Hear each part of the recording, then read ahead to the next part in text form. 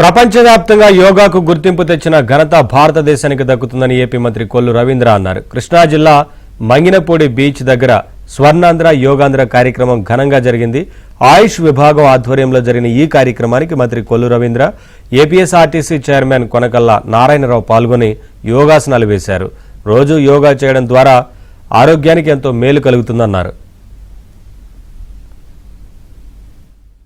అంతర్జాతీయ యోగా దినోత్సవం జూన్ 21వ తారీఖు 2014 నుంచి ప్రధానమంత్రి నరేంద్ర మోడీ గారు ఆ రోజున ప్రపంచ వ్యాప్తంగా యోగా డేగా మనం చేసుకున్న ఆ రోజు నుంచి మరి గత సంవత్సరం కూడా పెద్ద ఎత్తున రాష్ట్ర వ్యాప్తంగా ప్రతి ఒక్కరు కూడా దీంట్లో భాగస్వాములు కావాలి.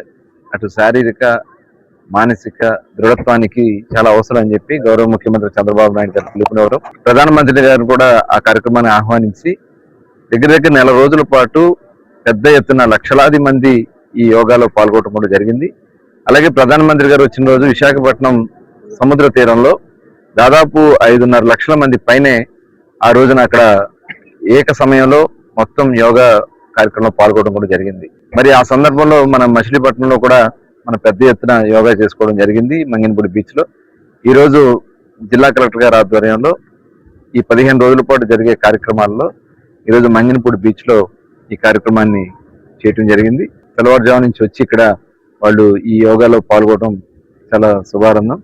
నేను ప్రతి ఒక్కరిని కూడా మనం ఈ సందర్భంగా చెప్పేది, మనం చేసే ప్రతిరోజు దైనందిన కార్యక్రమాల్లో మన కాన్సన్ట్రేషన్ పెరగాలన్నా, మన శరీరం అలసిపోకుండా ఉండాలన్నా, మన స్ట్రెస్ తగ్గాలన్నా ఈ యోగా చాలా ఉపయోగపడుతుంది.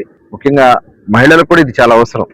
వాళ్ళు శరీర దారుఢ్యం పెంచుకోవడం వల్ల వాళ్ళు భవిష్యత్తులో వాళ్ళకి జరిగేటువంటి అన్ని కార్యక్రమాల్లో వాళ్ళకి చాలా సపోర్ట్గా ఉంటుంది.